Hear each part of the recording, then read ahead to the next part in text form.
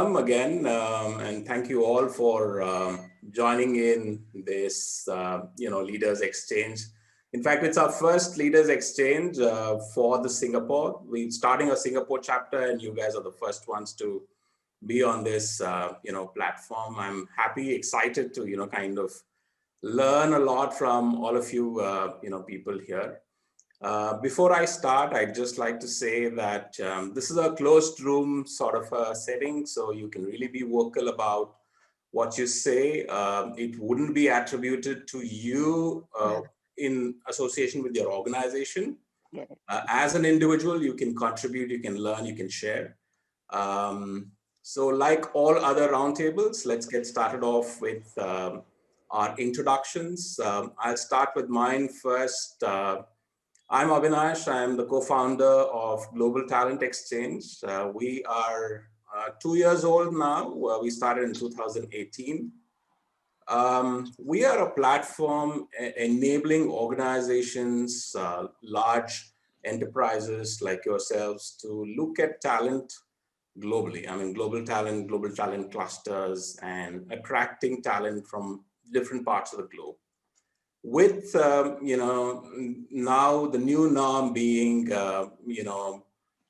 work from home and remote working, it's even more important. While I know a lot of companies did look at, do look at people across different geographies, it's become even more important today to look at, it's become easier because there are no geographic, boundaries now for us.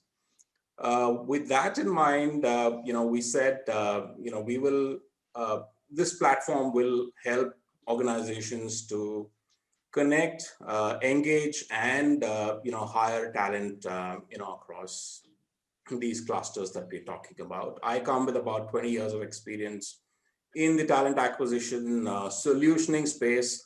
I and Yadu, my partner, started our careers with Naukri.com, which is the job board in India. And ever since then, we've kind of been in this space. Yadu's worked with LinkedIn. I worked with another couple of job boards like ClickJobs and Shine.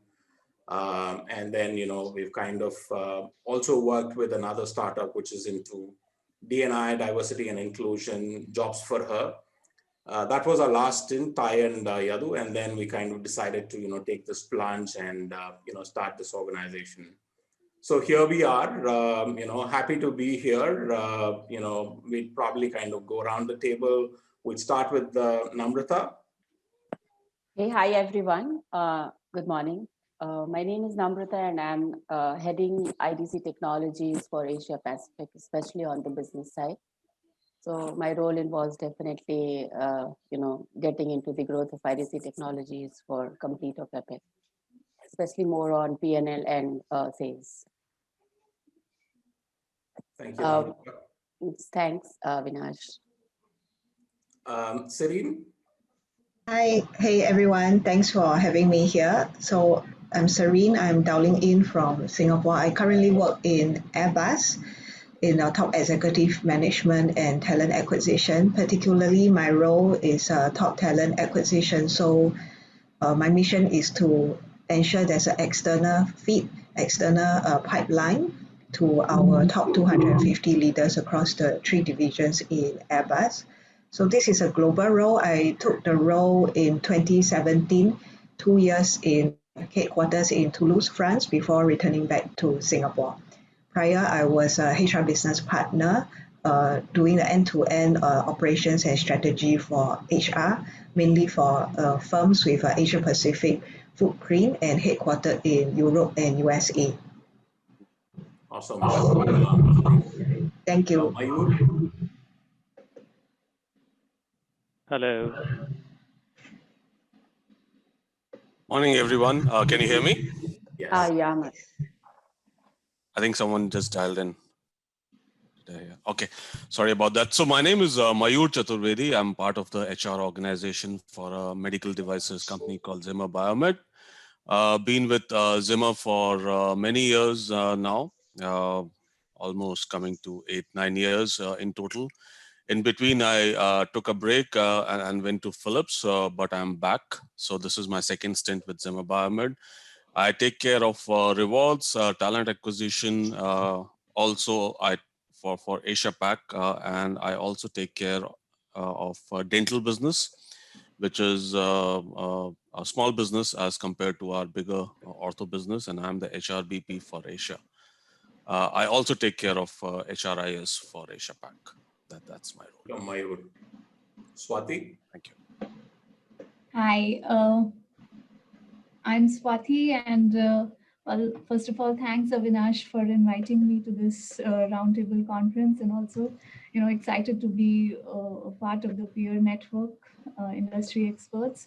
I'm dialing in from Singapore, and I originally belong to India. My Singapore journey started in 2018, actually, when I moved from India, and currently I'm leading people operations for Booking.com across its 18 markets, which covers approximately about 2,000 employees.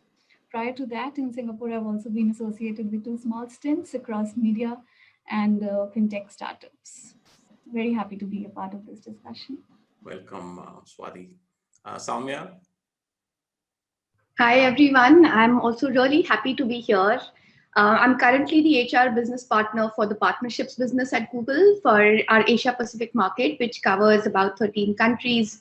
Prior to this, I used to be a diversity business partner lead for APAC, which was, a life passion for me. And I continue to sort of do my work on diversity side by side with what I'm doing right now.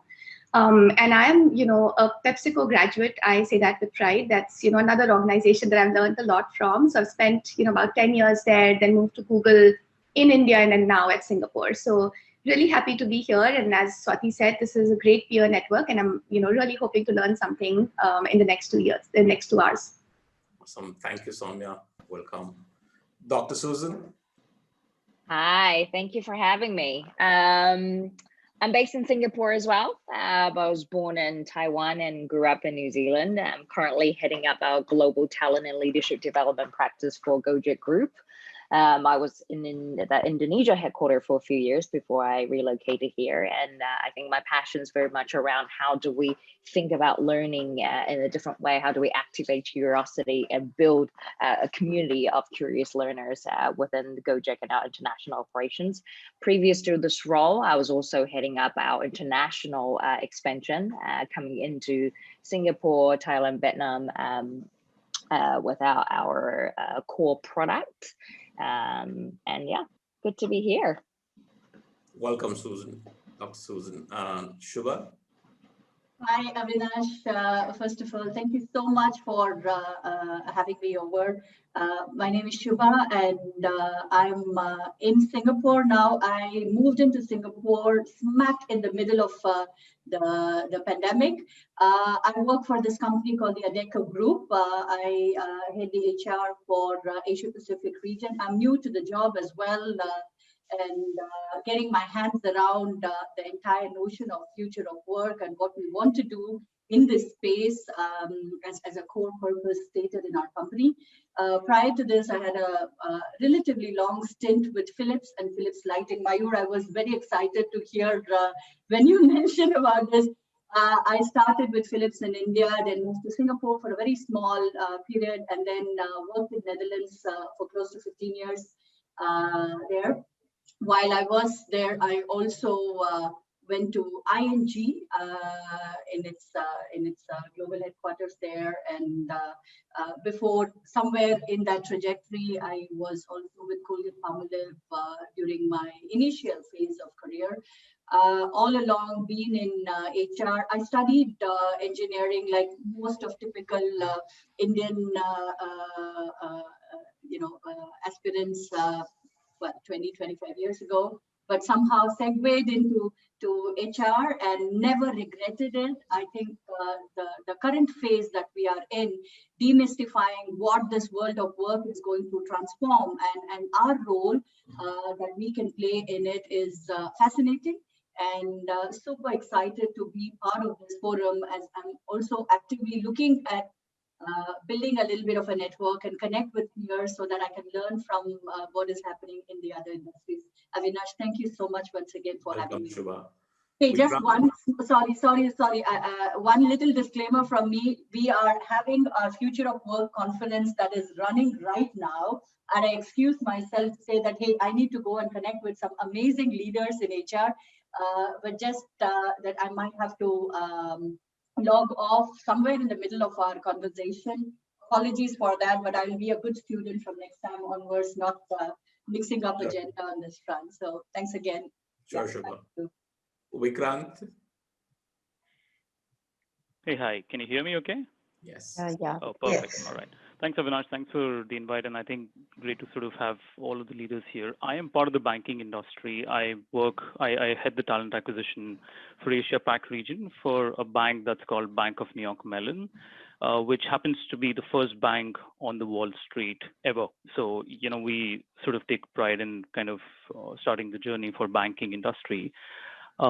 We're also the largest custodian bank. And so what that does is really, it's a different bank, which is basically about the infrastructure banking. So banks bank, basically.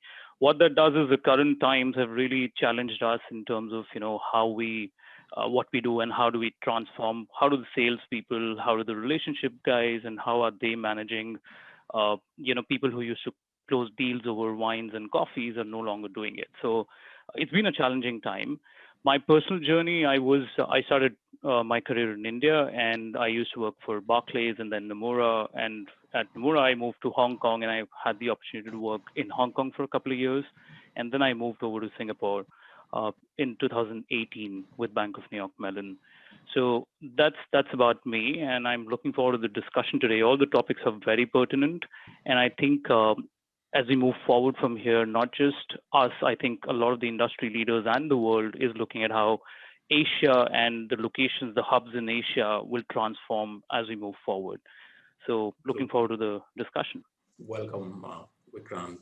We have Vidya as well. In fact, Vidya was the first to join in. Hi, everyone. I'm Vidya. It's good to meet you all today. In fact, I was just listening to each of your snippets on your profiles, and it's very, very impressive, I have to say. So really happy to be here, part of this forum. I've been in the industry for a little less than 2 decades now. I've been in the Asia Pac region for around half of that time, 10 years now, between Hong Kong and Singapore. So I'm pretty familiar with the region. However, you know, with each year, you realize there's a lot more to learn. There's a lot that's changing in the industry. I started my career in HR after a brief stint in marketing, and it was a complete stroke of luck, to be honest. It wasn't a planned move or anything. I started with Randstad between India and UAE. I was based in the UAE for a bit. And then when we moved to the Asia Pac region, I was the head of HR globally, working the African markets and North American markets for a ports and terminals company. And in Asia Pac, recently, I've moved on from that role now, but until recently, I was heading the global talent acquisition for Amera in Essilor, which is a French conglomerate, which is into a manufacturer of lenses. So I was looking at Africa, Asia Pac, and Oceania. So this is a brief snippet of my profile. My whole passion when I got into talent acquisition after moving in from generalist HR was that talent acquisition is very tightly tied with the role of diversity. It's very important to build, I have realized, the diversity factor into talent acquisition. Most of the time we are so caught up in looking at profiles and matching them to a job description, which is what most of the companies require, most of the hiring managers require. And diversity, for the most part, is usually the concept of gender or race. However, not many hiring managers realize at the first go, before our conversation, that it's also about thought leadership. It's about diversity in industry, the kind of innovation and value that people from outside the industry and outside the role itself could bring in. So there's been a lot of mid and senior level career changes that have been affected by TA, and I'm quite happy to be part of that. Part of that change that's brought about in the companies that I work for. So yes, when I saw the titles for today about the TA challenges and the niche skills needed in Singapore right now, it's actually a very, very pertinent topic. And I'm sure a lot of us have a lot to say from our experience here. I think it's the order of the day to recognize what those niche skills are and how we can transfer those skill sets between us in the forum. Thank you, Vidya. Great. So just to set the context up, I'll ask my colleague Sharnita to play quick 1-minute video, and then we'll kind of get down to the discussion. Sharnita, over to you.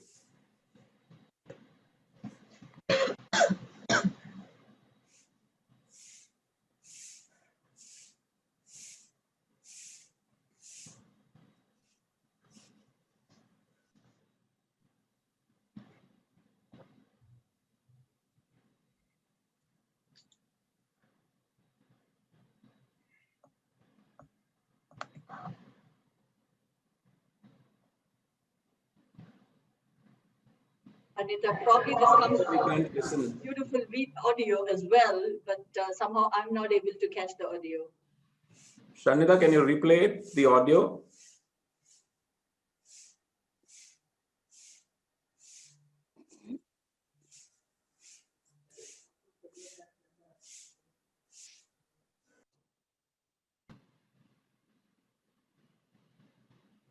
Sharnita, you have to go on. Yeah.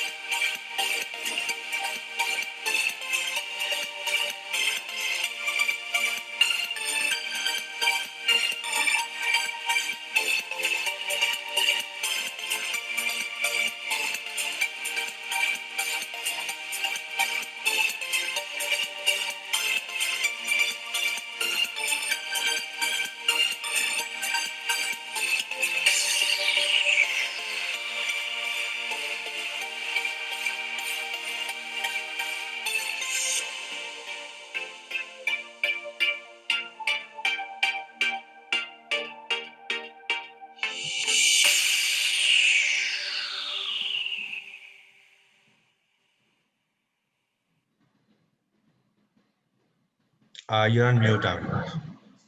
Thank you, Sharnita. So that's the question that we will start with. What's going to be the driving force for Asia and essentially a key market like Singapore, which is very strategic in terms of the contribution that it makes, while though not at scale, but the strategic contribution that it makes is very important. So we'll go around the table. We'll try and understand the Singapore story for each one of your organizations and how do you see it panning out for the next 5 years, right? We'll start with Namrata again. You're on mute, Namrata. Okay, so, we all have come through one of the outbreaks, which was not expected and which has actually dictated the economic climate, in 2020. So businesses are likely to remain, I would use the term cautiously optimistic, because in 2021, which would be depending on the rate of market, which would decide the rate of market recovery. We expect more firms in Singapore to further tighten their budgets, reallocate their resources accordingly, and with majority going to digital initiatives. So these area of focus will be, it would decide the hiring activities as well. So most of the resources, allocations, and everything will basically move towards the digital initiatives.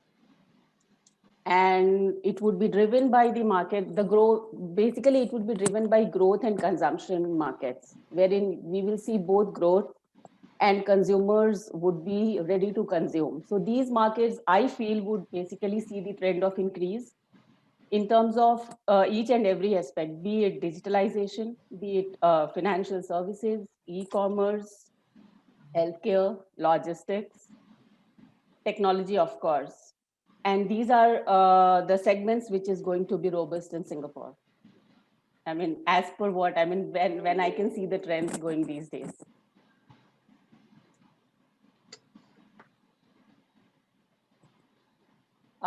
Anything else? I mean, because there is a lot to say here. I mean, if I start, it's... We'll come back to you, Namrata. So Dr. Susan, we'll come to you. Gojek is a global organization, and how do you see Gojek, growing in Singapore? Why, Singapore is strategic to Gojek? So I think if we look at two different levels, I think before we go into the Gojek story, right? I think there's a larger trend across the region that we're seeing different organizations moving its potential headquarters from other parts of Asia into Singapore. And I think that's critical because if we listen to some of the, teams here within the talent acquisition, that actually means that you start getting different source of talent pool that's coming in. And I'm seeing a lot of trends, especially moving from Hong Kong into Singapore. So I think that's one. From a talent perspective, organizations are relooking at where their headquarters or where their, key point they're going to hold the talent is going to be. And I think from Gojek point of view, it is much more understanding what does that mean with our larger ecosystem and our products, right?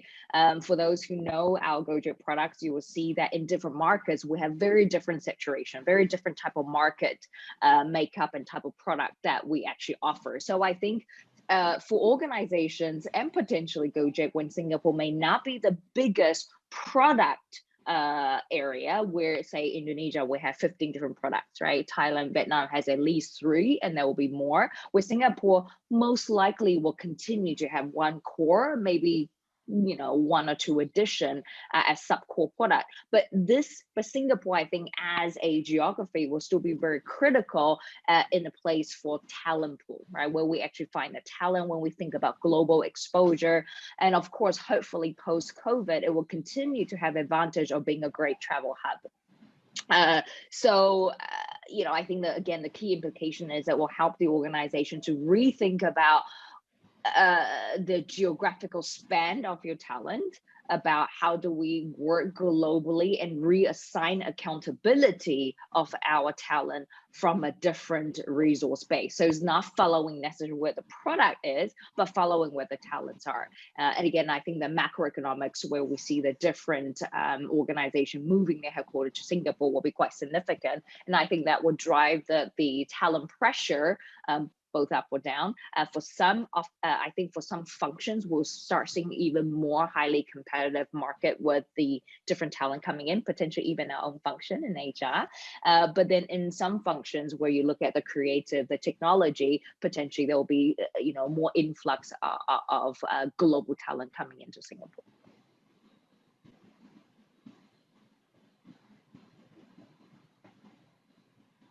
Abhinash, you're on mute. Thank you, Susan. Sorry.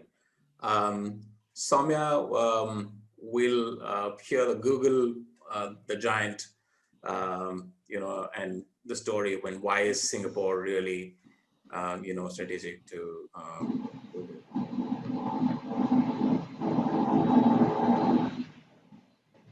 You're on mute, Soumya.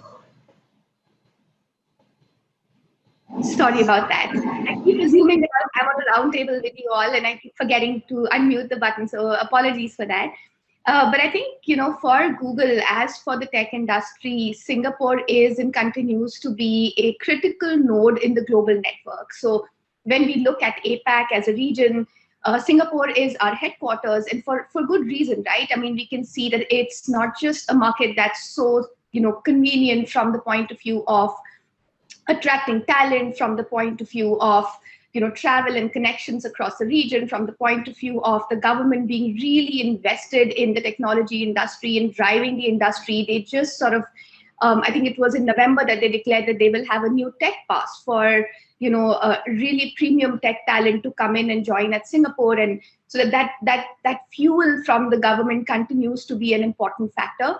But also, what we see is that in Singapore today, it's not just about the factors that we have seen so far, but it's also about the upcoming factors. So we see the local talent becoming a really hot commodity for us in the tech industry. There is, additional power being put in by educational institutions at Singapore, by the government, by, even organizations like, like yourselves who are talking about this and raising awareness on this topic. So we see that Singapore itself, apart from its amazing quality of being a regional hub for us, is also a hot talent bed or an emerging hot talent bed. And that's really exciting, right? Because we see that there is great talent opportunity in this place and in this region. The only other thing I will say, and then, I would love to hear from, from other colleagues on the table, is that I see today, and I think this point was made earlier as well, I see today that, Google is cautiously optimistic on Singapore and the region. We are growing really fast, and we can see that growth sort of centering from Singapore and then sort of outwards into all of APAC. But we also see, certain challenges coming in. So we see, for instance, because of COVID and the pandemic that has happened, there is, the shift has happened a little bit from, the external-minded approach that Singapore had to a little bit more inward-looking approach. And so I think there are those factors to keep in mind as well. How do we balance making sure that in times of crises like these, there is, continued internal security for local talent, while also ensuring that we continue to be a hotbed for global talent. So I think that's going to be something that we will have to see how that evolves. And that's a real factor for not just the tech industry, but all organizations that are coming in and investing at Singapore, to see how that balance will continue. But other than that, I think there is tremendous potential in Singapore right now as a country, as a talent hotbed, and also as continue to be a regional critical node for us. Avinash, I think, yeah. Thanks, Soumya. Awesome. We'll go with Shubha. I think Shubha has to leave, right, Shubha? Yeah, thanks, Avinash. I mean, already I feel richer by knowledge just by this initial round of conversations that has been firing me. With this question, I cannot help to go back to the very recent conversation that took place at the World Economic Forum with the Minister of Manpower, Josephine Teo, from Singapore, and Alan Dihas, the global CEO of the Adecco Group, and with the CEO of Infosys from India, and few other key government as well as corporations. What was very insightful for me when I heard Ms. Teo talking about taking the global leadership role, almost role modeling, serving as a role model in the tech space in terms of how they are thinking and also augmenting the right policies towards the broader broader society and citizens to become ready for future.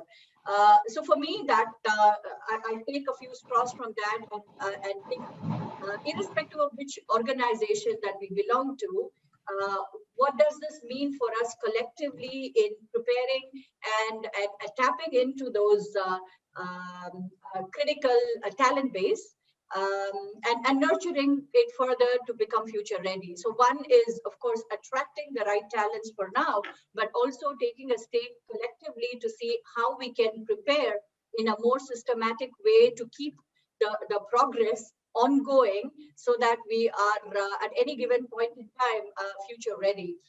So those and when I bring it back to the reality for us in Singapore, being a staffing and an HR solutions organization, I think the opportunities are immense, and we are also operating as in the APAC region as a bit of a funnel of what we can learn and what we can experiment with our own internal employee base and disseminate that across the different countries in the region.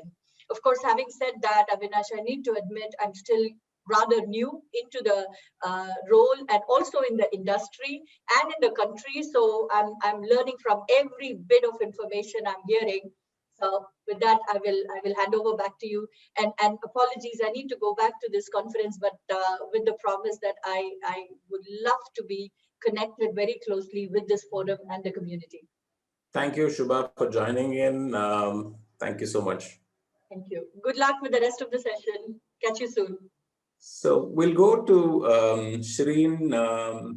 From an Airbus perspective, if you could talk us through a little bit through, how Singapore has panned out over the past, decade or so, and how do you see it going forward, Shireen?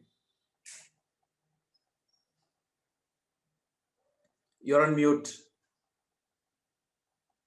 Right. So Singapore has always been a key market for Airbus, with 23 or a quarter of Airbus total business revenues coming from Asia.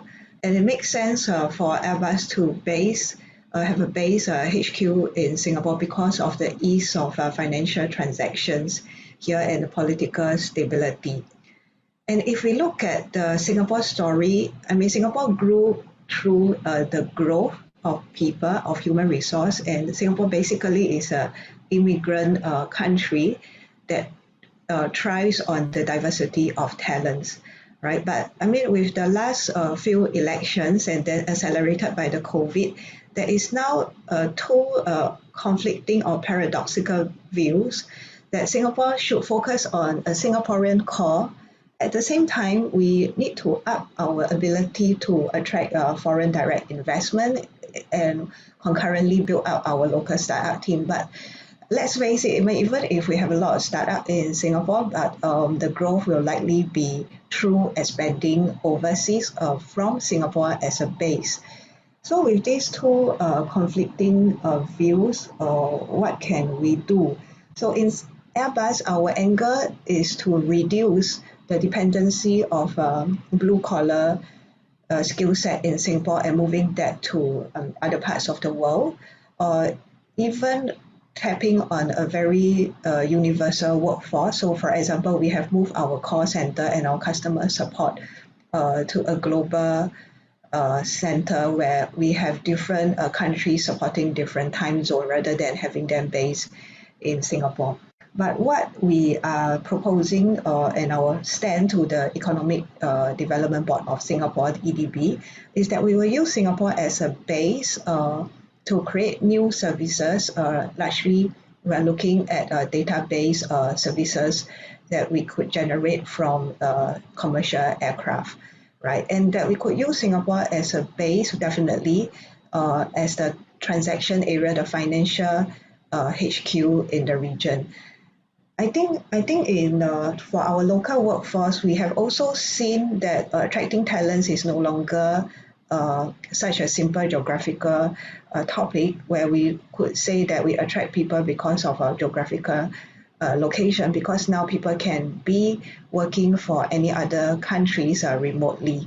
So likewise, we are using our Singapore talents to support as well projects in other parts of Airbus, mainly in Europe, because the time zone can coincide, right? But this could also mean that when we're attracting talents, whether, because my role is global, so I'm not just attracting talents to Singapore, but also globally.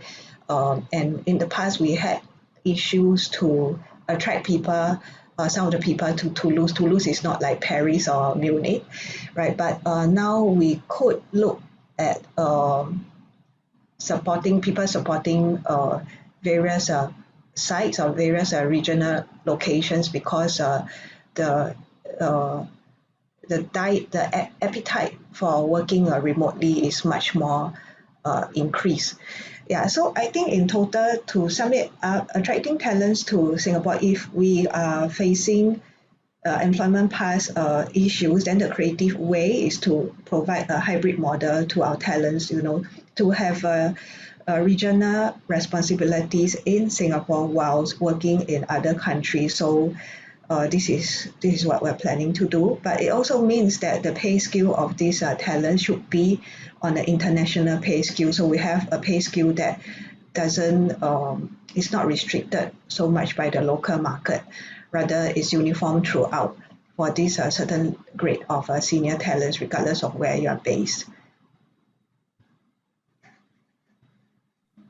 Fantastic. Thank you.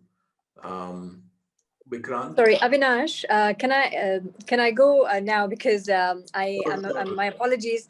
I will have to exit in around 15 minutes. Sure, Vidya. Is that all right? Yeah, please go ahead. Right. Sorry about that. I just got a call that I can't avoid. It's no secret that everybody's talked about Singapore and the general market, which is true. So I'm not going to repeat any of that.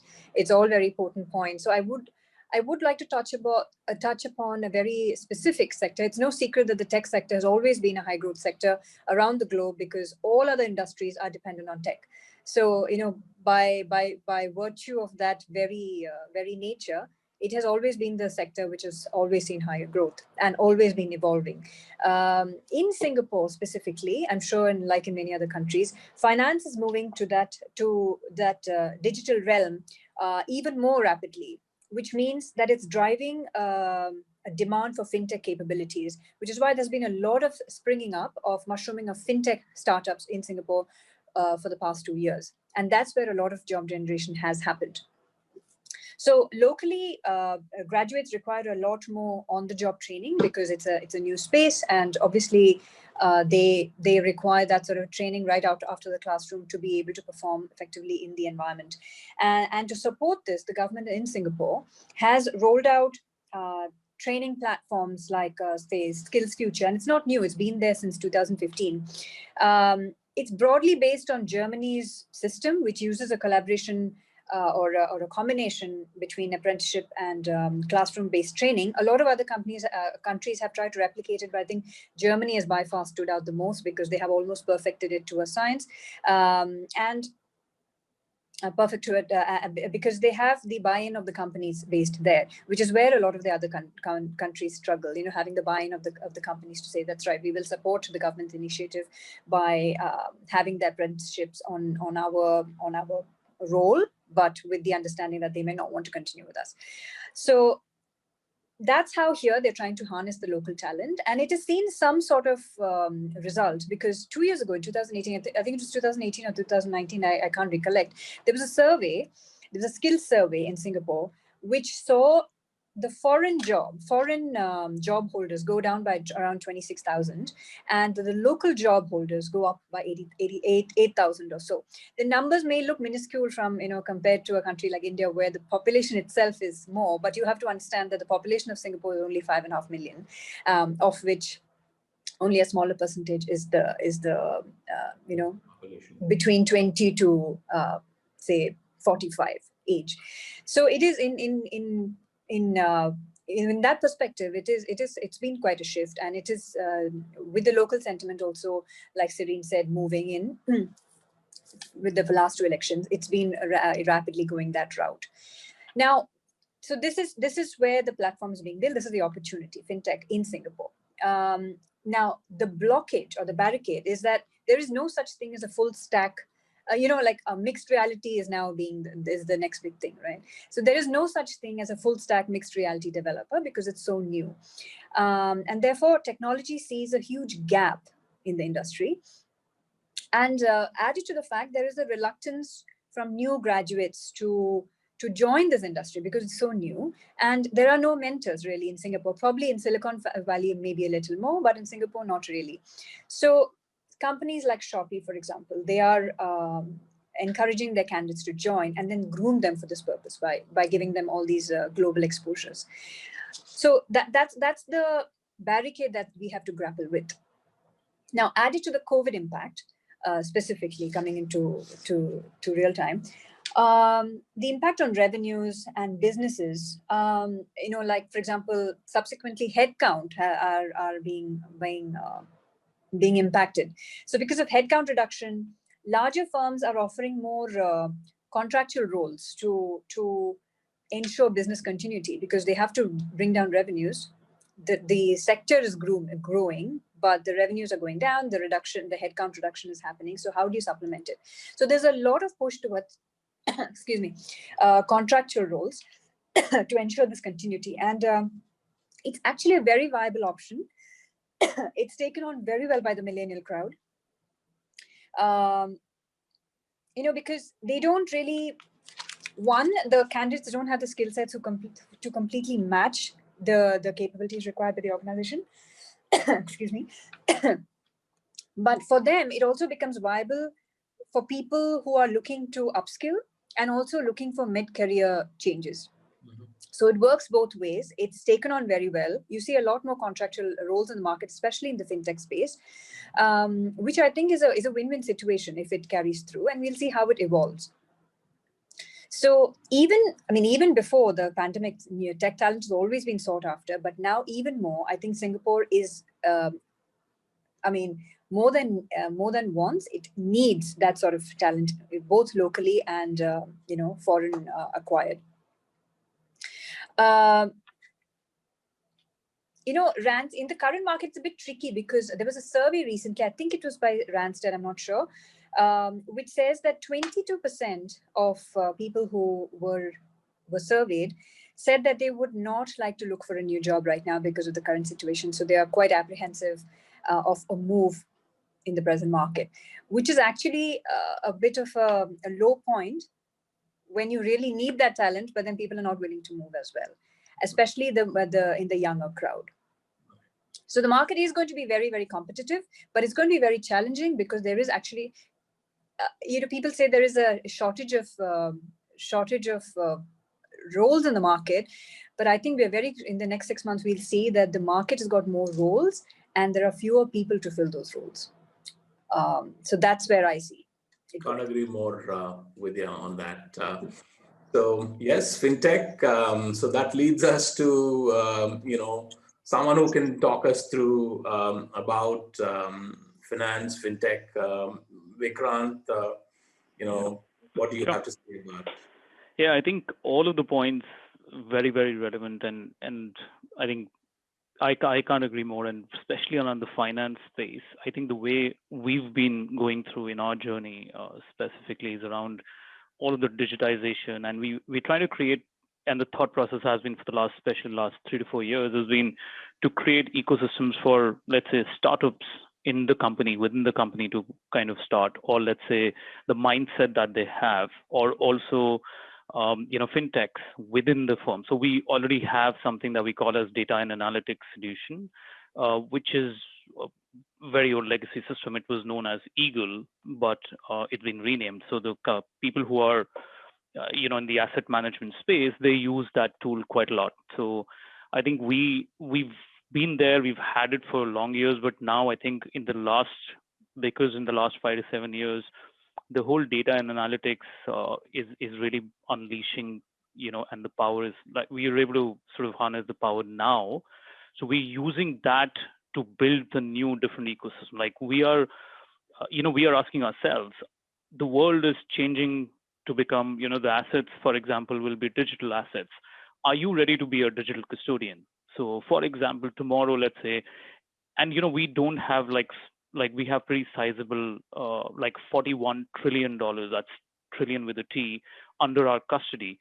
That's a lot of money. That's literally about 18% of the world's global money in our custody. Now, what if a lot of that translates into, I'm not saying cryptocurrency, but let's say a stable coin, not really a Bitcoin, but let's say there are stable coins which are being accepted, which is Tether and all of that. Those are the discussions we're having, that do we have the blockchain ready for a transparent system for the client, And we see that in that context, Singapore is actually ahead of a lot of, the other countries. It came by surprise, but I think what happened was that, in the last couple of years, our global innovation center, so we've got 9 innovation labs. One of that is in Singapore. The head of innovation for Singapore became the global head of innovation, and he moved to the US. His name is Hans Brown. And so, what we're seeing is the exporting of the talent from Singapore is a reality. It has always been a reality. But what that does is that person also understands that Singapore is, the real power that's out there. What can we do? So we're partnering with MAS and the other government entities to really build the ecosystem, and especially for the region, let's say, not just Singapore, because Singapore is very relevant in a global context. And we all know that the domestic market is relatively smaller. So that's something I think Singapore has really done well to understand that and leverage it. Now, what happens is now the COVID hits, and therefore I think Serene was making that point about the location strategy. Actually, that's very real for us now. So we were partnering with MAS, for example, to build something called a Cyber Technology Operations Center, which would have screens like NASA has, and really fancy stuff in Singapore. We were looking to hire about 25 to 30 really high-end folks who would come at a certain cost, and we would build it. That was the plan in 2019.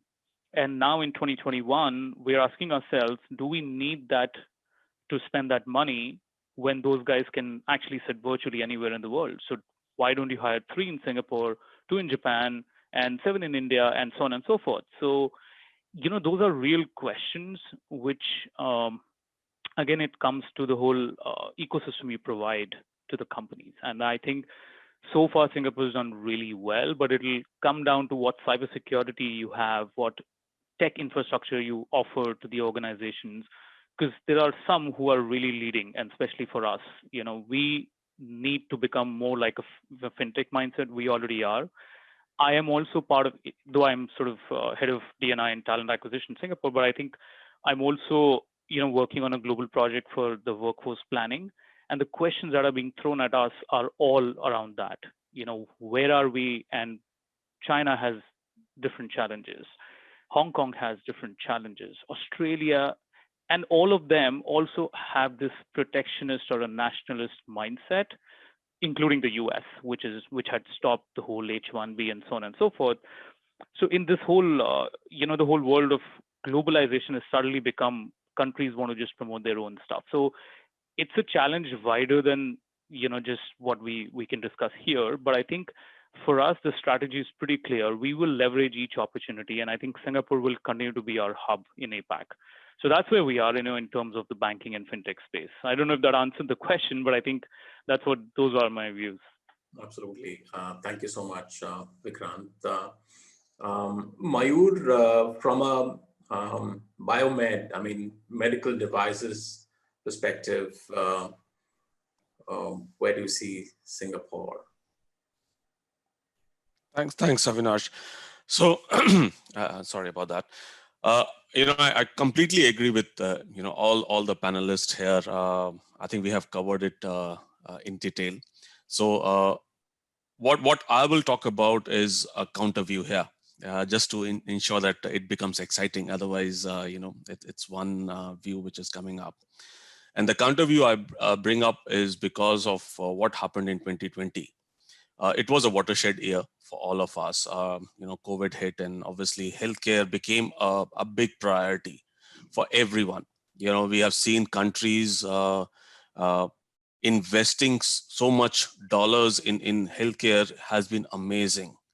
I've not seen something like that happening for so many years world over, and suddenly, it is increasing phenomenally.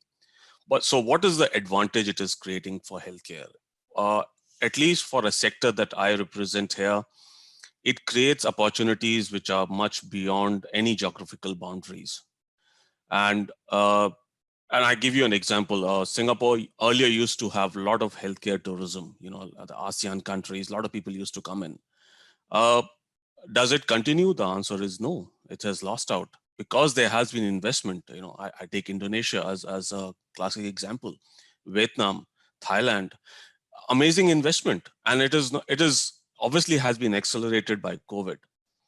Now, when we look at the talent acquisition space, so yes, regional office, we can always say that Singapore continues to be our regional office. The question is that where the business is coming from?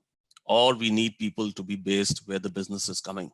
And obviously there are other considerations to be looked into it. I know Soumya leads DEI strategy, and I think all of you have a lot of inputs on DEI. I I, as a talent acquisition leader for a long time, always struggled to get people from Japan moving to Singapore or asking Australians to move to Singapore. There was always certain challenges, and we were kind of losing people there. Good talent who does not want to move because of they have their own lifestyle. They would not like to move to Singapore. It has its own challenges. With the new COVID situation, especially for healthcare, one is where the business is. The second is it supports our DEI journey. We can hire anywhere, anyone, anywhere if the talent is available. So the person does not need to be based in Singapore or does not need to be based anywhere physically, can work from their home or even at the remote locations. We don't care till the work is going to happen. Now with travel restrictions, with other challenges, it has kind of become more important for us to look at talent where the business is. Otherwise, I hire everyone in Singapore and they can't go to Japan. What's the point of doing that hiring? So I think we have to realize that, at least in healthcare, we have realized it. We are becoming agnostic to the locations. We don't need people to be based here in Singapore. What we need is people can work. They should have a good home office to take care of. I believe Singapore will continue as a journey. I think there are a lot of colleagues on this panel who are from the service industry. I think that industry will continue to thrive in Singapore. But healthcare as a sector will be going through a churn. We have seen healthcare, if I talk about when I moved to Singapore in 2013, that was a peak for healthcare, with EDB having so much of funds and getting invested in healthcare. I think EDB has also moved, and I think that shows where it is moving. So it is moving to tech sector, it is moving to service sector, and those are the areas that's where Singapore will continue to invest and obviously attract talent. But from a healthcare point of view, I feel that it will move away from Singapore at this point of time. Whether we can have a concept of regional office, but does it really still make sense? Maybe not. It is where you are based and where your payroll is linked to, and I think that is what we see it from a sector point of view. Awesome, thank you, Mayur. Last one, Swati. Swati, I think you can tell us about booking. What happens when you're looking at tech talent, and a little bit about booking at Singapore. Yeah. Thanks, Avinash. I think, thank you for testing my patience and putting on, I've been patiently listening to all the participants, and yes, cannot agree more with almost all of you and so many different industry perspectives coming in. So maybe I'll take advantage of going last, Avinash, and what I'll do is a little bit paint a canvas of where I see not only Southeast Asia, but Singapore from an overall digital ecosystem point of view, and then maybe, make a little bit of merge it with the booking story and a little bit of a conclusion of what we have all discussed on this particular point.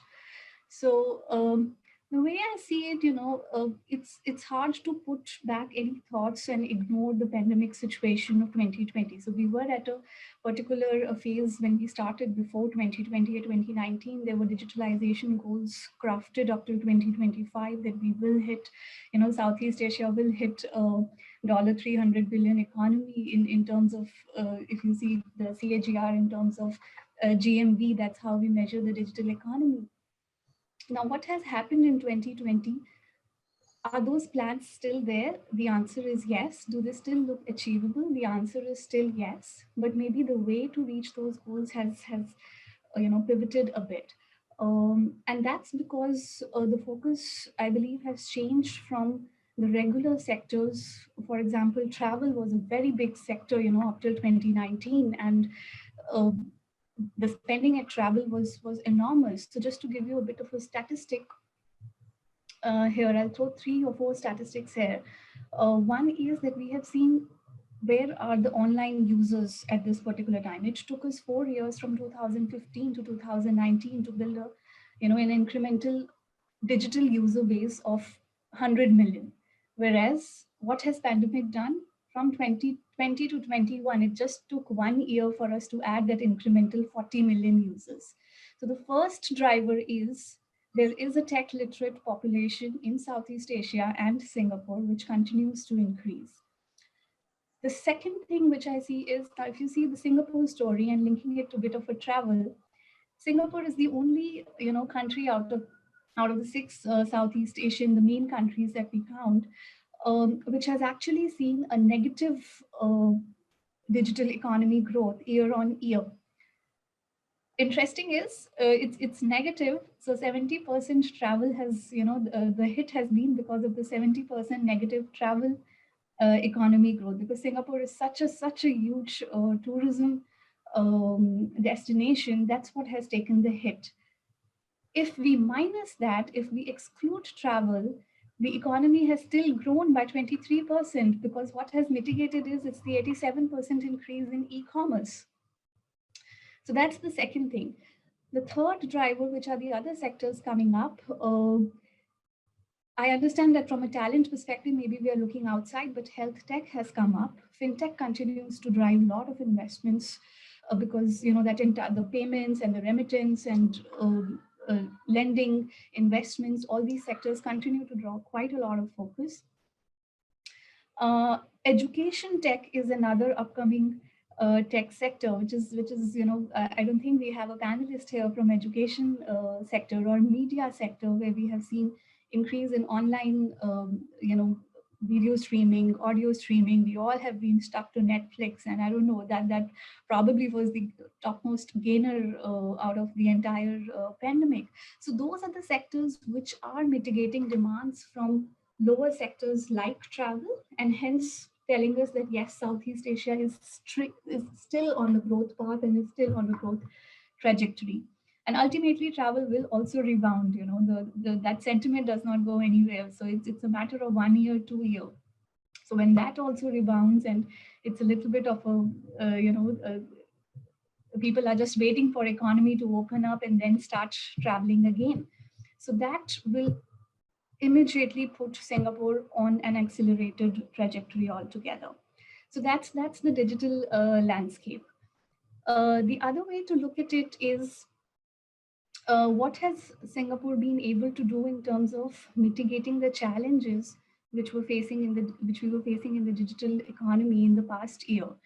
Funding, yes, we continue to attract funding. We are number 2 in ease of doing business. So that's where investors look at us favorably.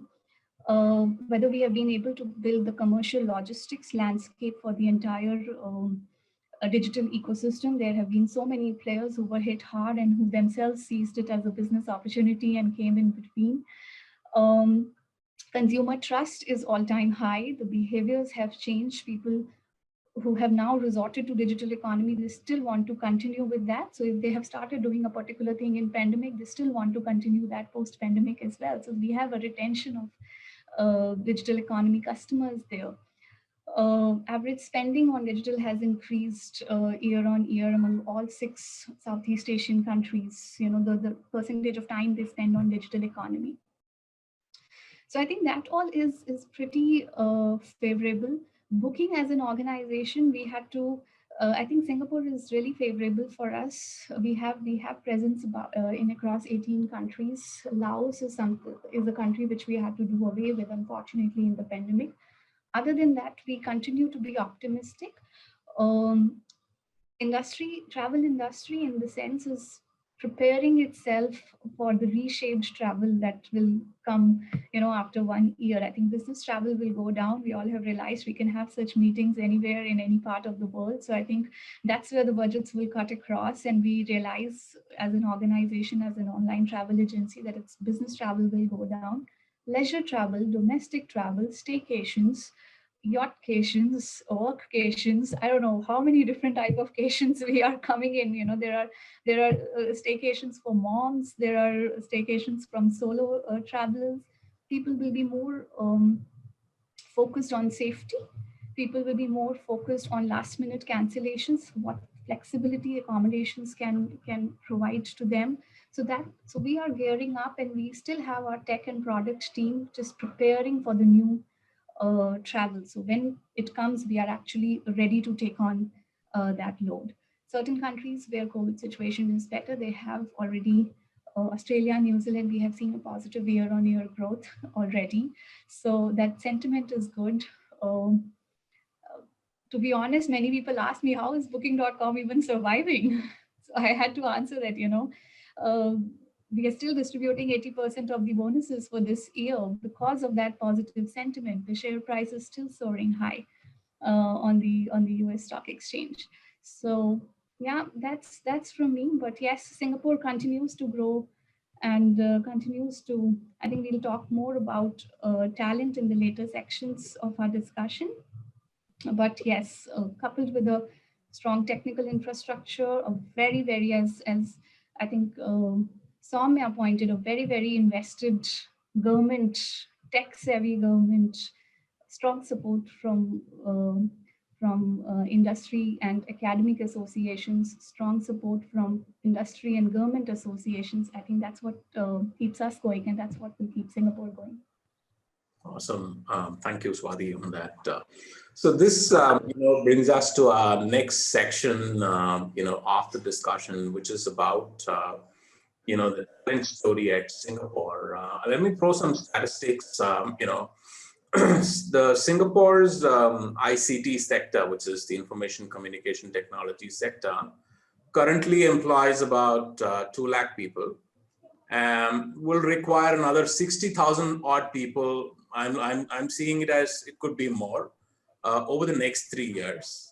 This is as per Mr. Vivian Balakrishnan, one of the ministers at Singapore.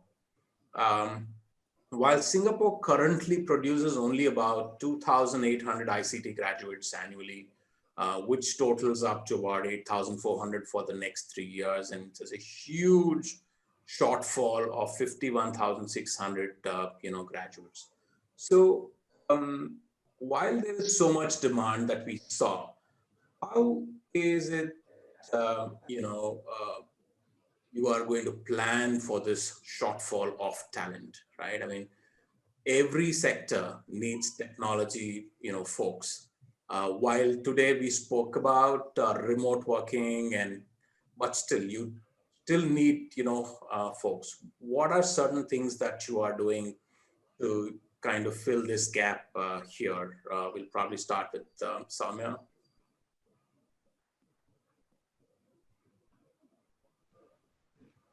Hi, Avinash, I'm facing a little bit of an internet glitch. I'm just going to switch to another Wi-Fi. Can someone else go first and then I'll go next if that works? I'm just in the middle of switching Wi-Fi network. Dr. Susan?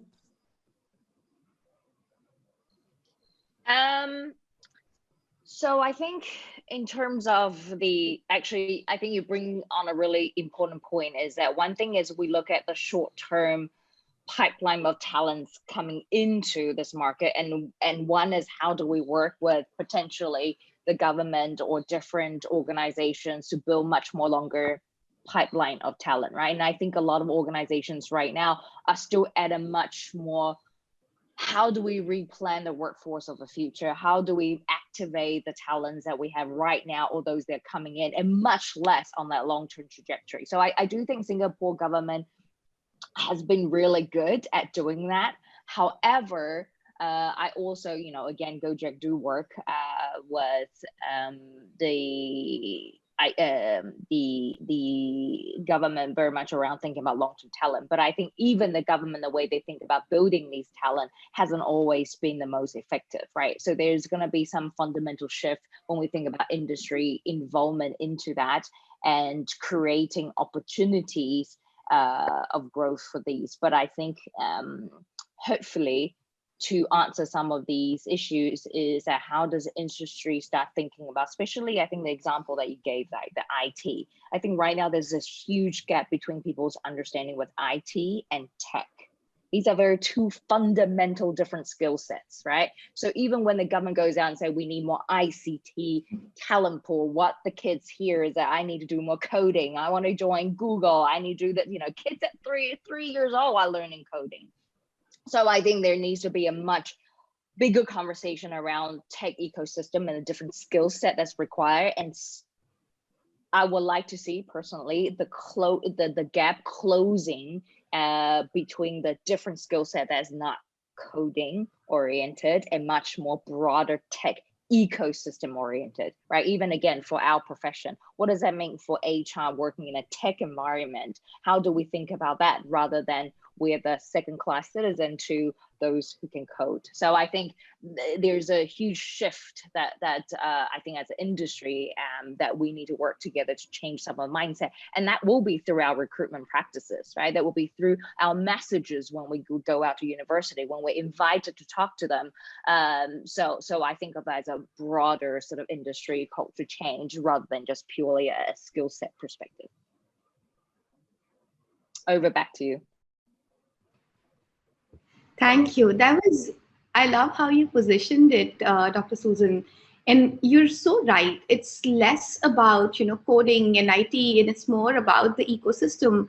And it's more about the digital mindset as well. I mean, I've seen this shift over my working years where, we used to see tech skills as a privileged skill, and now it's a hygiene skill. No matter what industry you're in, no matter what, function you're in, there is a certain hygiene mindset and a certain base skill that you need to have in tech to be able to actually do justice to the work that you're doing. So that fundamental shift from seeing IT as an option and seeing tech as an option to really integrating that into the core curriculum itself. I think I'm optimistic that we are headed in that direction.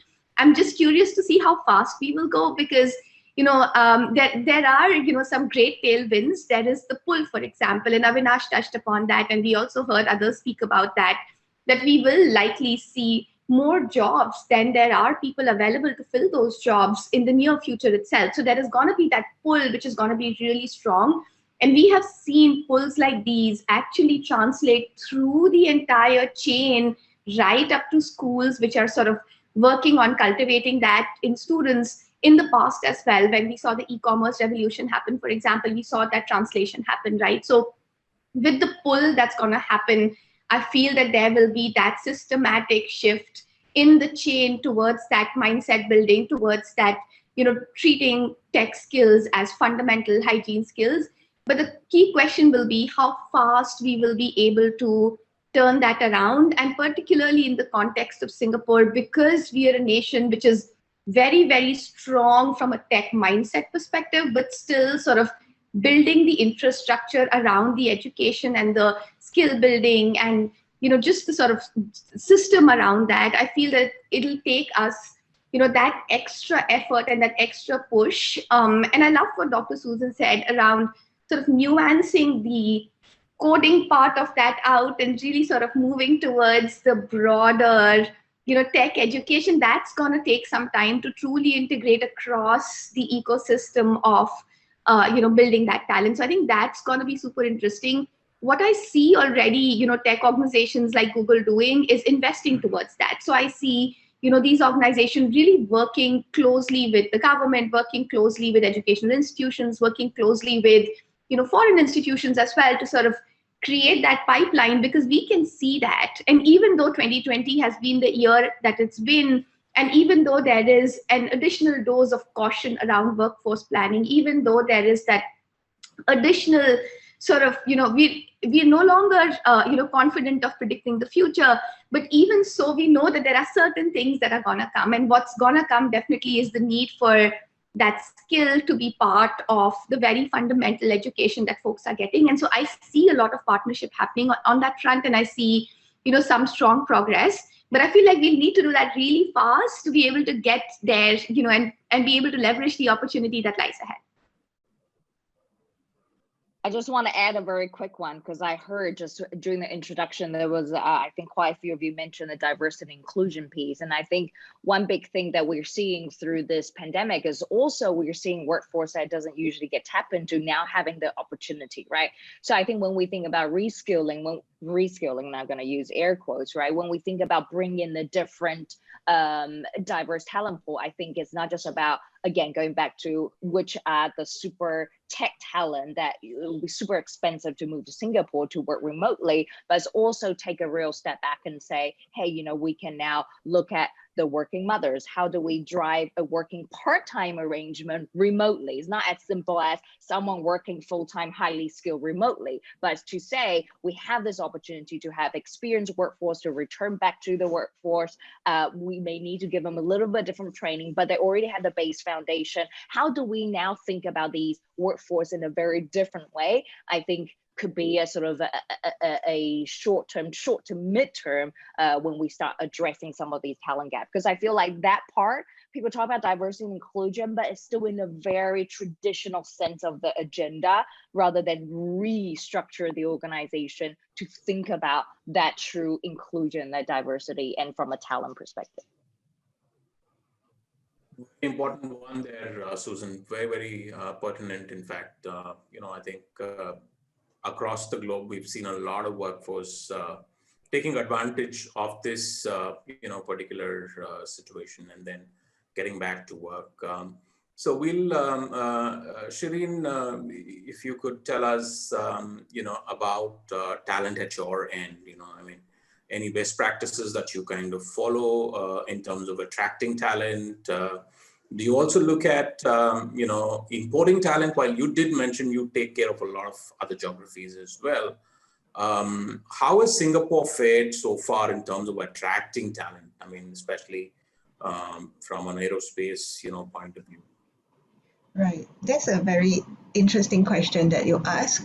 I mean, Singapore as a country overall, I mean, if we read reports and Mercer surveys, then Singapore is quite an attractive place to attract foreign talents. But in the aerospace sector, Singapore is not an attractive place for aerospace talents because you don't really get to experience the end-to-end value stream, the end-to-end value chain in of the aerospace industry here. If I'm an aerospace engineer graduate, I will want to start my career in Europe, right, where the HQ is. I get to have hands-on in R&D. Yeah, so in order to attract talents, I think what we are trying to do is to give our local talents the opportunity to rotate to headquarters. And here is where on-site presence is somewhat required, but at the same time, Airbus is looking and has been looking into and even develop areas where we have digital models and that you could do some of the things remotely. Yeah, but overall in the aerospace industry is still a very relationship-based industry. It's quite an old industry. So in terms of that mindset for 100% remote for certain positions touching the aircraft, we are still quite far away. But in terms of attracting talents to set up, so I also mentioned earlier in the call that we are looking at diversifying our revenue streams from service-based revenues and then generating revenues from data models and providing services to airline operators in predictive analytics and predictive maintenance. So in that area, we found that meaningful expatriation is very good to develop our current talents in Singapore, and also at the same time providing our Airbus talents the opportunity to have a global international exchange. Yeah, and to convince the EDB on that, then we need to showcase, the opportunity is to showcase that these expatriates are coming in meaningfully and that we have a plan for knowledge transfer. So that's where you can negotiate, or we find that we could negotiate a little bit with EDB with our overall strategy on how these expatriates in the long term will build up the knowledge base here in Singapore. Brilliant. Namrata, we'll come to you. You're from the business side, Namrata. So what is it that you hear from your HR business partners, your talent acquisition folks, when it comes to attracting talent, when it comes to having great talent on board for IDC? Thank you, Avinash. Actually, I was eager to quote this point, because we can, as said, pandemic has definitely changed the industry's vision towards how exactly each and every company wants to restructure, use their resources in best way. But I mean, we would see that, companies nationwide, they are not only exploring how technology and digitalization can improve and advance functions. We will see a shift wherein, they are looking into how they may basically negate the detrimental issues that their products and services may provoke. Because this pandemic was completely unexpected, so shift has definitely, gone to these aspects as well. So how exactly each and every product and services would respond to such situations? So I mean, we have seen, when it comes to when I basically go for business development, or when I talk to each and every client, everyone has said, no, we are trying to basically, see how we can best utilize our resources right now. We are unable to forecast how many people we would need. We are trying to advance our own features in the better way and, try and capture the market. Now, coming from recruitment industry, this is something that we have come across. I was even, while listening to this, it's basically apparent these days for technologies. I mean, I would say interface and user experience designers. You will see, that we all expect in coming year, they will look beyond aspect into augmented reality and virtual reality. So all of us have gone into it. We would be requiring master new skills such as voice designs, immersive experience, and of course, the ability to augment that, implement that. So there are many fintech companies coming and other, I mean, if you look at even brands like BNY Mellon, what Vikrant said, they are trying to actually act like fintech, though the organizations are big. Every organization is getting into clusters and they are trying to use those tech and technologies and skills in the best available manners rather than hiring someone. We have even seen trends. Everyone has already mentioned nearshoring, offshoring is something which has actually come into picture. Right now, I am based in India. I was in Singapore. I had to come to India for emergency. I'm unable to get back. But nothing has affected my business. I'm still able to get and meet clients online, correct? So this is why I feel user interface is something which has actually taken quite a pick. And Swati mentioned very correct that whatever has happened, Singapore has still grown and it's still expecting to grow in each and every aspect. Coming to trends of hiring, new technologies like data, big data, government is actually investing a lot in it, especially Singapore government. So most of the government projects, be it MOH, MHA, you will see a lot of investment is going towards analytics and big data. Hirings are actually, you will see the shifts towards them, that this particular industry, this particular skills. On the job training, I mean, when I offer, I have to say that we would be training your people on the job. They are not going to take, off from the work. We will try and schedule hours wherein we would be training your employees while they are actually working. So, I mean, these all trends is something which is actually exploring and popping up. Awesome. Note number. So you mentioned about emerging technologies. So Vikrant, we'll look at how are some of these emerging technologies being looked at BNY.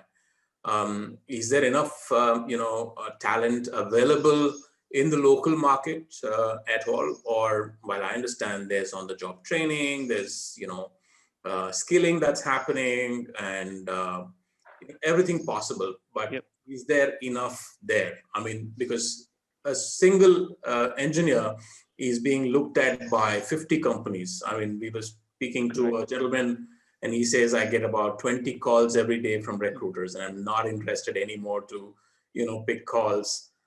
So, how do you deal with such a scenario, Vikrant? Okay, so again, this is an ongoing challenge, and this is anybody in the talent acquisition space can just tell you that you go to US, you go to any part of the world, you will say that, okay, there's not enough talent. The reality is that you can't buy everything from outside. You've got to build. So it's buy versus build is what, you have to balance out. And I think the organizations, most of them are thinking in those lines. I would say, I don't want to say it just for ours, but I think the whole, I can say for finance industries, because I sort of, closely track those. And we for sure, like we've created digital academies. There is a need for us to look at our ops, for example, the operations guys. Okay. Now, ops and technology are really the two big chunks in most of the organizations. What we did was in the month of August, September, we merged the two globally. So ops now reports into tech, and that's at the top level, but they really work together because there is a view that a lot of that ops would either be automated or there'll be technology. So do you have the talent for that today? Well, you don't even know what's going to that will evolve into. So we don't even know what we will need. And this is why I think the view that we have is that we're not looking at just today, and that is consistent with let's say Singapore. Or I was speaking with the head of EMEA yesterday, and they were talking the same thing about let's say Frankfurt, because with the Brexit they have a different challenge. I think all economies will have those kind of challenges. The good part about Singapore and the messaging that goes out is extremely positive, because beyond the organizations, as a lot of the panelists have mentioned, the government really invests. That's I don't know how many of you tracked, but about 2 to 3 weeks back, Boris Johnson, the Prime Minister of the UK, he said that, why don't we make this as Singapore of Europe? And that just is a big statement. And that's not really to say that we want to make it comfortable with the hub, as they call it. And the hub is there for a lot of reasons. Do you have all of the talent today? The answer is probably no. There is a need for us to partner with the firms here, with the local government bodies to build the local talent. Globalization, and I keep telling this to our US folks where our head offices, is not about exporting talent from the US and bringing them here, and they're playing 3 years of expat and then going back, and then you're replacing with another white person. So, the idea is to sort of build the local sort of talent. And do you have succession plan? Do you have 3 years down the line, who's going to take my role? Or 5 years down the line, who's going to take my role? Okay, the answer is probably no one. Okay, so what do we do about it? If you're not thinking on those lines, you will continue to have that challenge. And therefore, it is also something that I feel promotes diversity. And again, I always say in Singapore, I love to call it inclusion and diversity and not the other way around, because we have a very diverse population, right? Extremely diverse. Are we including everyone? And that means, are we including diversity of thoughts, as somebody had pointed out earlier? Because when you are not thinking about developing local talent and just saying, okay, I'm going to spend 3 years, then I'm going to go to another country, then I'm going to go to another, that's about thinking about your own self. How about thinking, local Asia market? So if you need to build that, that's not something you can always get ready-made from outside.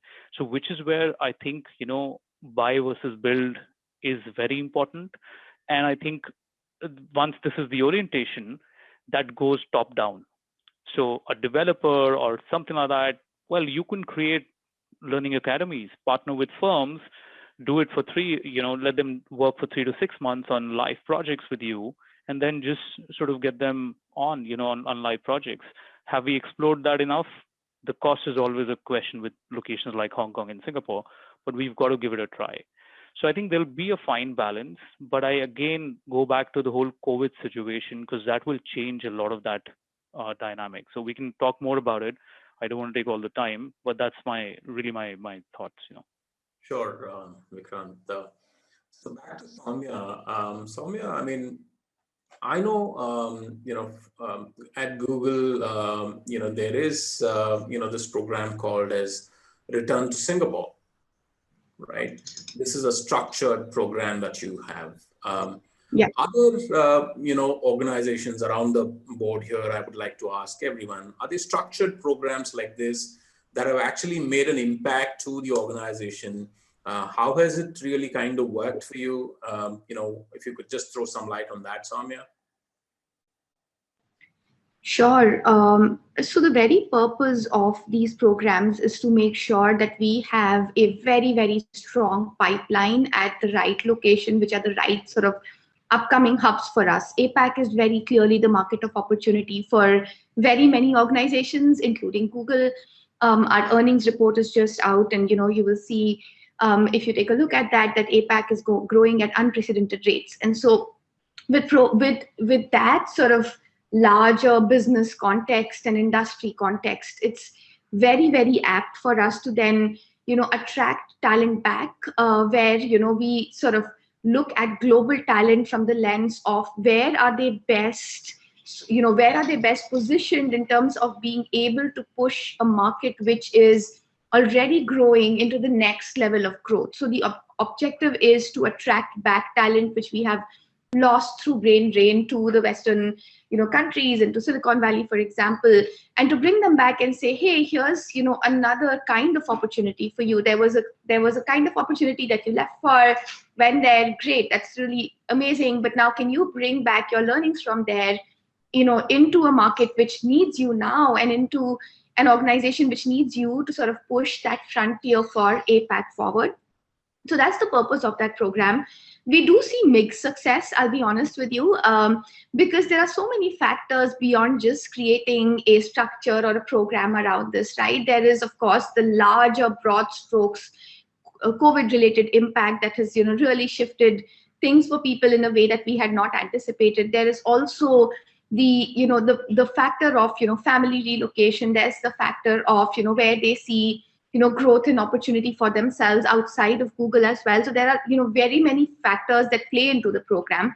But what we have interestingly seen is that actually it has helped us improve our diverse pipeline, because folks who had moved out from Singapore, especially women and especially local talent, are happy to sort of use this as a vehicle and come back and be closer to family, come back and set up their sort of longer term lives in a country where which they have loved, which is very comfortable, which is very safe. And so there has been an improvement in our diverse pipeline, small but steady. We can see that this program sort of making an impact.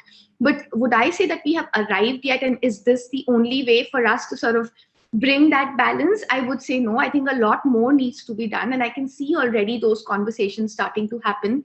In fact, we now have a dedicated function which is working on sort of balancing that pipeline at Singapore. So there is a small but real team of folks who are looking at this opportunity and who are trying to see what's the best way for us to bring this talent back and help them on board, because it's not just about bringing them back, right? Then how do you sort of make sure that they are onboarded right, and then they fit in, and the cultural context and everything else. So there is very exciting work happening here, and I'm just going to say let's watch this space for more. Maybe in future sessions I can share more about how this program is working, but I'm really curious to hear what other organizations are doing and learn from their best practices as well. Sure. I mean, the floor is open. Anyone want to kind of jump in and say about these Return to Singapore programs that you have within your organizations?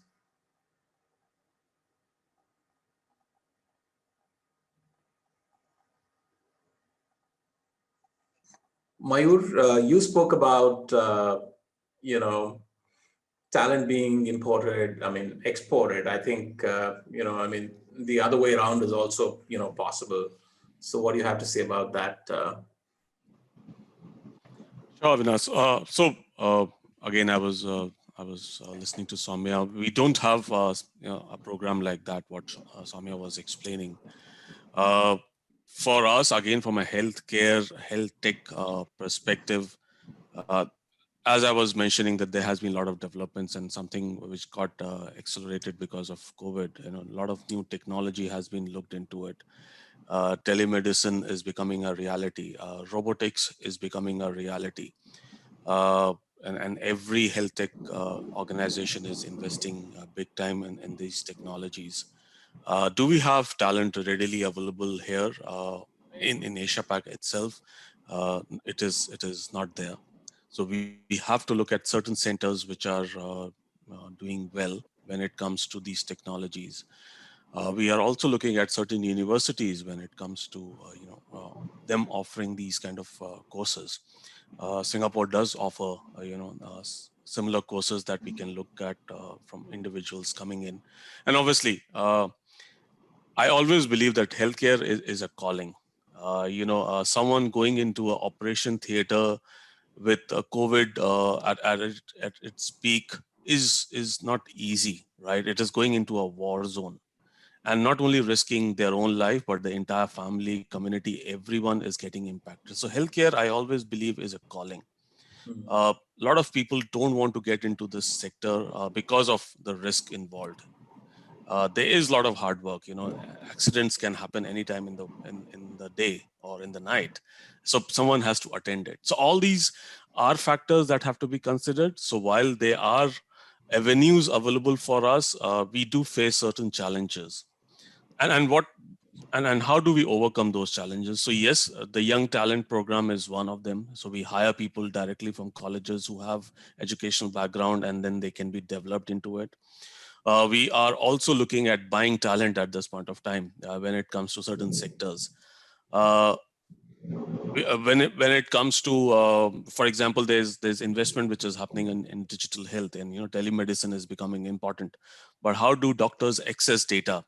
It'll be from digital avenues. Do we have talent in healthcare sector? The answer is no. So where we look at companies like Google. We look at companies where this talent is readily available, and we acquire those talent. One challenge for us as a healthcare is it is one of the highest or high, I'll not say highest regulated, but yes, something which is always under tremendous pressure, because governments have a lot of political agenda when it comes to healthcare. So a lot of things have been, kind of put as a roadblock, or there's been kind of a dampener, which was there. And so when we are hiring talent which can manage all of this, again, that is one area that we are looking at developing talent in-house. We have started discussing with the governments. We have started offering solutions rather than just providing certain products. So I think there has been a tremendous journey when it comes to the business. And as this business has progressed and as it matures, as it evolves, the talent acquisition space becomes so difficult for healthcare. And that is where we are at this point of time. And because of that, and that's exactly my point, is that if I need to negotiate with the government in Indonesia, I don't need a person sitting in Singapore. I need a person sitting in Indonesia. And a person who's negotiating with Indonesian government may not be just in negotiating with Indonesia. It could be the Southeast Asia countries. Again, the skills can be transferable. It's not something that has to be very unique to a particular country. But why do we need it to be here in Singapore? There is no. So what we need is the talent. Where it is available really depends on the skills that we require. Can everyone work from their respective zones? The answer is perfectly yes. And we have seen that happening for the last 1 year plus now. And will it continue in future? Healthcare, at least, is completely sold to this idea. And that's where we see our focus. From a talent acquisition point of view, it becomes much easier. Then I don't have to negotiate someone to move to this place. I don't have to negotiate someone to be, really uprooting himself or herself. It supports my DEI journey. I think it works wonderful for all of us. Thanks, Mayur. On that, we'll go to Serene. Serene manages quite a few geographies, and she looks at the leadership hiring, right, Serene? Yeah. In terms of building, pipeline at leadership, which are the geographies that you would focus, and how is Singapore critical when it comes to building this top talent? I mean, the leadership talent. Right. I think Singapore is a place where we look at not in particular looking at Singaporeans or any other specific nationalities, but we look at Singapore as a hub for leaders in the region, and as well, I mean, in particularly for us, because we're a European-based companies with government and defense contracts, we find in Singapore a lot of international profiles who have experience in Europe and in the United States and has transferred to Singapore, right? So that's where we focus on, and we like to use Singapore as a hub spot for talent profiling because simply of the fact that there are many regional headquarters that are based in Singapore. Having said that, when we look at building the succession pipeline, essentially my role is looking at external candidates, but I also have another special role, which is looking at international talents outside of what we call the founding countries, the EU area, and we are looking for to keep a radar on young emerging talents outside of Europe, and then how to bring them closer to the founding countries of Airbus, right? And we realized that instead of any specific program or academic program which is already being provided globally by the Airbus Leadership University, we found that a critical element for people to grow their career is to have visibility to headquarters. So I think maybe, I don't know if it's particular to aerospace industry because we have such a long product life cycle, and that kind of culture penetrates in other ways of how we deal with things, including the heavy emphasis on knowing a person over a long period of time. Yeah, so and that and building that trust, and trust means that you hear about this person's name from various network and unrelated networks, but all in Airbus. So for us to build and to groom the talents in Asia is really to deliberately create a connecting bridge for them with our top leaders in Europe, and by proposing projects or proposing think tank platforms where these people from Asia can provide their point of views to Europe. Yeah, I hope that answers your question. Totally easy. Thank you. Swati, when it comes to essentially the product development folks, let's say at Booking, I'm sure you have a large, tech team based out of Singapore. What do you see are the challenges, when it comes to the local market? Do you have a program where you look at talent from, let's say, countries like China, India, and how successful has it been for you to? I mean, I see a lot of, half of you here are Indians, of course, who are there in Singapore right now. So likewise, I'm sure even in technology, there will be a lot of folks. But what has been your experience when it comes to other countries and bringing talent back to, Singapore? Yeah, Avinash. So a little bit different from your expectation actually here. Booking.com, we are a Amsterdam headquartered organization. So actually our majority of our tech team is actually based off the headquarters, the global headquarters. In Asia Pacific, our product and tech teams are entirely based out of China. That's also because of strategic reasons, because we see more growth in that region, and engineers hiring more engineers, our talent acquisition team sitting right adjacent to engineers to be able to rapidly grow. One advantage I must acknowledge Booking has is a very strong employer brand. So attraction is still okay for us. But if I take a step back and maybe from my earlier tech startup experiences based out of Singapore, I do see a massive shortage. If we paint the demand is ever increasing on the tech side. Statistics reveal 500 new jobs are added every week on Singapore government job portals. 60,000 more jobs are anticipated for next 3 years. On the supply side, I feel we are still limited. As you rightly said, yes, when I was closely in the talent acquisition, my recruiters also kept on tipping off. So we need to have shorter talent acquisition processes because each engineer actually has so many offers.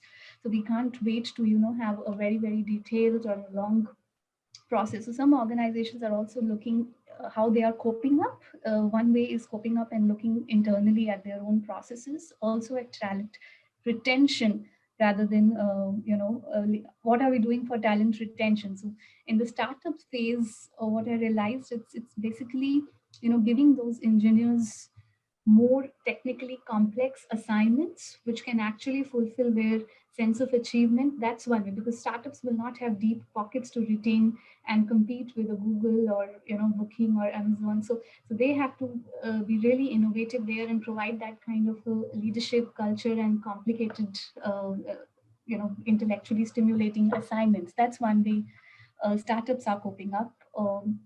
The other, of course, government is doing in its own part, as Soumya pointed out.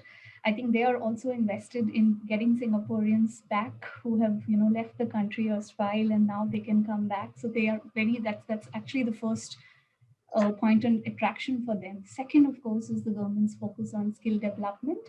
So we have seen, because of government's efforts in Singapore, we have seen 17% increase in actually Singapore's universities intake of people applying for, freshers applying for tech-related jobs year on year. So that's a big win in itself. Other than that, Singapore government is coming up with Tech SG. So last year they launched Tech SG scheme, where they actually allow an additional 10 employment passes for organizations that qualify. They are based out of Singapore, have a digital backbone, things like that. And of course, the Tech Pass, which has been recently launched. But the gap continues to exist. Are we doing enough? I think a unanimous answer there would be no. Are we doing it at enough speed? I think, again, the unanimous answer there would be no. In a way, then countries cope up to find, technical hubs in countries out of Singapore, be it Vietnam or India, Hyderabad, Chennai, Bangalore. They are all emerging as I've seen companies shifting their focuses from all their product and tech team. Maybe they'll keep the product team closer to the headquarters, which is Singapore, but they move their tech teams outside of Singapore or engage agencies to lead their entire tech teams. So the demand in terms of, I think the exact gap is in terms of leadership, where we still find there is a dearth of talent within Singapore at the mid and senior leadership level. People who have technical acumen plus the commercial acumen, who have already led a team of engineers, hundreds and thousands of engineers who are capable of leading a new digital product, developing and leading new digital product right from the scratch and launching it globally. So that's the kind of exact skill gap that I have seen over the years. And that's what is leading a rise to roles like, engineers, web developers, digital transformation, cybersecurity. Those are some of the roles which are coming up. Interesting fact is that that's also increasing the demand for tech recruiters. I think I'll leave it there. Absolutely, so true. So completely tech organization, Gojek, Dr. Susan. Again, where are you importing the talent from? And is there enough infrastructure to support that talent that comes in? How are some of the assimilation programs within the organization working for you? I mean, it's going to help the rest of the panelists here to understand. So that's a good question. I mean, when we think about importing talent, if I think about the Gojek strategy when it comes to the tech talent, we actually have a tech hub in India.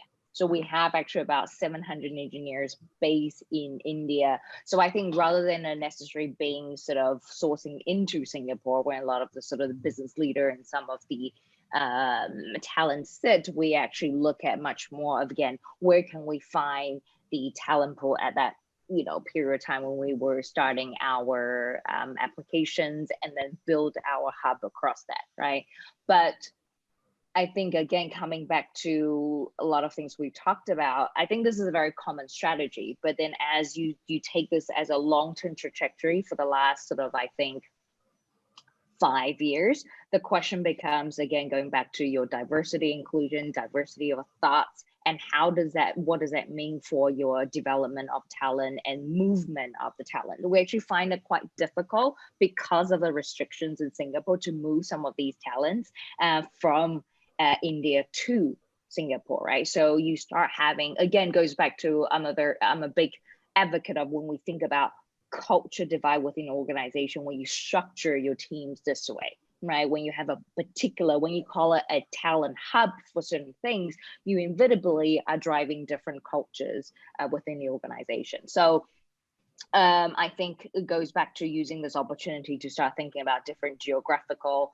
actually before COVID, we were thinking to start setting up Southeast Asia hub, much more of how do we promote sort of digital nomads, people working out from Bali, different parts of exotic places. But then of course, COVID hit and we went back to the realities, or went back to what's comfortable, right? What's comfortable was our 700 human strong sitting in India. So I have to say, we took a step back before we can look forward, and I think it's an opportunity to relook at that again. But I do not think that we will be taking a importing talent into Singapore perspective, but being much more pragmatic about how can we start building our talent hub and creating possibly multiple different hubs, right? Where multiple talents can then have the opportunity, where Singapore is just a point of divergence for the rest of the talent pool. All right, great. Thank you, Susan.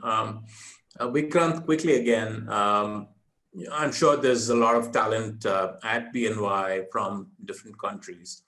So when it comes to culture, are there certain things specifically that BNY does in terms of assimilating these, people, be it from China or other destinations that people come in India? I'm sure a lot of people from India as well. So what is it that, BNY does when people come in and, you kind of integrate them within the organization? How different is the culture, when it comes to BNY? And I think we don't specifically just on the culture aspect or integration, there's no particular program or a formal sort of setting here. But I think it goes back to the principal thought process of the organization, which is essentially agreeing to a common objective. Look, you join any organization in the world, you have a different set of values and what you come with, the thought process and everything, and you come from a different background and cultures as well. But when you agree and align to common objectives, that's where the integration starts to happen.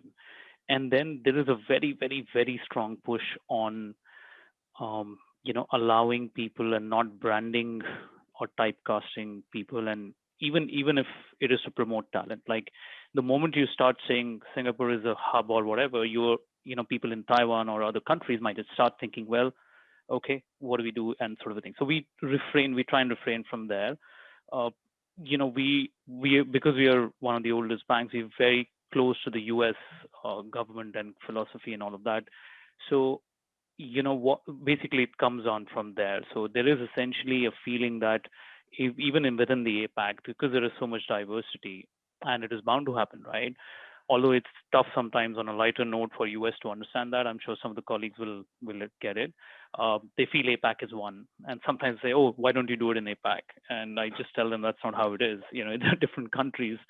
But I think within the Asia Pacific, there is a lot of effort to kind of, agree to a common framework, and then we stick to it. Because today, it's a very, I don't know, should I call it polarized, bipolar, whatever world we are living in.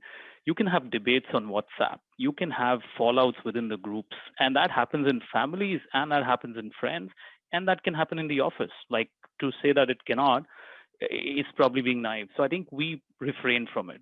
We've got people, so like, for example, last year in my innovation hub, I hired a guy who's an Indonesian, but he was working in Norway.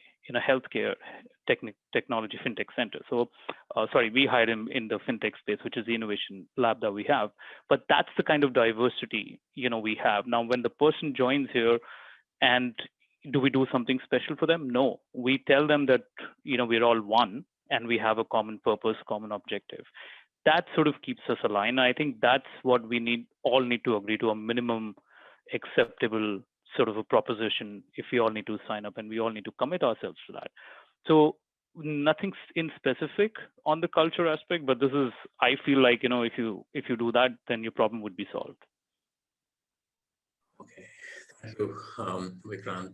So in the interest of time, I think last word from, everyone. We'll start with Swati. I mean, you can probably go first.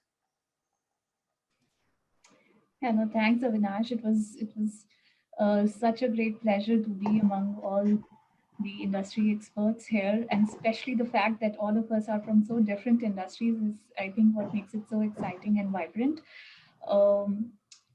But I think to conclude, what I learned from this AVID discussion is, yes, Singapore continues to be on the growth trajectory among the 6 countries in Southeast Asia. It is well poised for a very, very strong growth. Demand for tech talent continues to grow in niche as well as non-niche sectors. All the players, industry, academics, government, even the Singapore talent itself are making their part and are playing their part to shrink that gap a bit. But are we enough? Are we doing enough? I think the answer is no. And are we doing fast enough? I think the answer is no. All right. Sure. Soumya? Thank you. Yes, I'm happy to go next. I think that, in times of today, more than ever before, there is need for community, right? Different kinds of community. And I think this community that, you have helped us form today, Avinash and team, I think this is beautiful because like, we heard from various folks at various points today, there are industry experts in here. There are folks from different walks of life. There are so many different experiences that have come together today that I see the value of the discussion that happened today, and I've learned so much. But I also feel that there is such a strong cause for us to continue as a community and just sort of keep having these conversations on various themes and maybe add more folks who could also sort of bring in more diverse perspectives. So I'm really thrilled with, opportunities like these, and today's discussion overall I felt was very enriching. So thank you for that. Thank you for organizing it, Avinash, and thank you for everybody's sort of real candid, conversations and bringing in so many insights. The way we see it at Google, and my own perspective as well, is that Singapore is a very exciting place to be right now. We have seen Singapore to be extraordinarily resilient in times of the worst kind of challenges and crises that the world has seen. We see Singapore emerging as one of the most trusted brands, if I may, in the global space where folks want to come in and live, folks want to come in and invest, folks want to come in and work. And so it's thrilling just because of the way Singapore is, and thrilling also because it's in the context of APAC, which is such a blossoming region right now. So I'm really excited for us, us as in this community, because all of our organizations are sort of pushing that boundary forward. And I'm excited also for 5 years hence, hopefully when we are having this conversation, Singapore would have moved from, the current 9th place that it holds on the world talent list to maybe the top of the list. And I won't be surprised to see us getting there. So that's how I see it, and, really excited and happy that we are together on this journey. Thank you. Absolutely. Thank you, Soumya. Namrata? You're on mute, yeah. Sure. Thank you so much, Avinash, for inviting basically for the discussion. And it was a pleasure listening to each and every one of you. And I would just like to sum up again saying that, because I come from recruitment industry, my focus would definitely be, the employment trends and skill demand. So companies and industries that are driven by growth and consumption, like banking, financial services, e-commerce, healthcare, logistics, technology, they are definitely likely to remain robust in Singapore, and with some even, they are looking to expand. So we are definitely looking, basically to evolve and grow and increase the use of digital technology by both businesses and consumers. So consumerism along with digital technology is going to be the focus for all of us in this particular year.